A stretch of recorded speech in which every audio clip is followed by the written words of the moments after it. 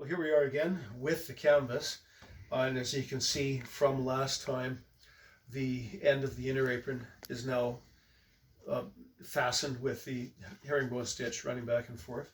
Now the time is to set the outer apron canvas. Now I went through my playlists, and I think I show this about at least twice in other videos, but repetition is one of the principles of learning, and I've improved my methods a little bit. So rather than provide links, I'm just going to do this again.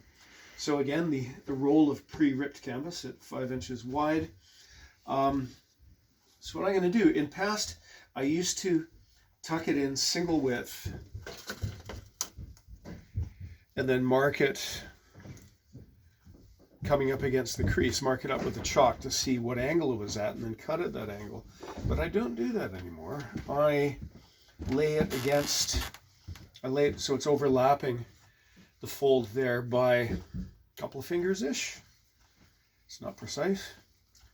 And then I lift up because here's the, again, the outer apron. I lift this up and push this in firmly with my fingers. Do it a couple of times. There's a bit of a gap there, so I'm going to push it in again. And I can feel that the fold of canvas is just, you see where my fingernail is just disappearing under that fold. That fold, the edge of the canvas folded back is right under there. So,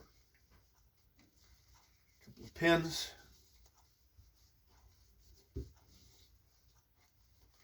Now the next thing is I'm going to be sewing herringbone here again. I usually do a contrasting thread. I usually do yellow because that's the color I have right now, just because it's a little easier on the eyes. But the thing I have to think about is I mustn't go so far over that I stray into the apron, or sorry, the first pleat.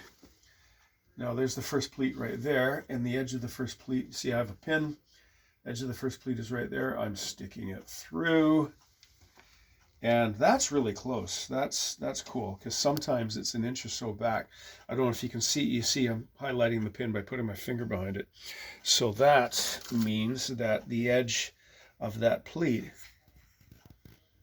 is there. Take that pin out so I don't run into myself later on.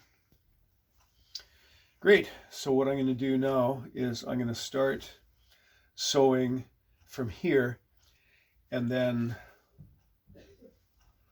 probably about like that. So we'll have a second bit where you see this after I've sewn it in, and then the section after this I'll show you, because I'm doing pretty much the same thing at the outer end, folding it back rather than just measuring it to length and cut off. But I have a clever trick now using the quilting mat, which I'll show you.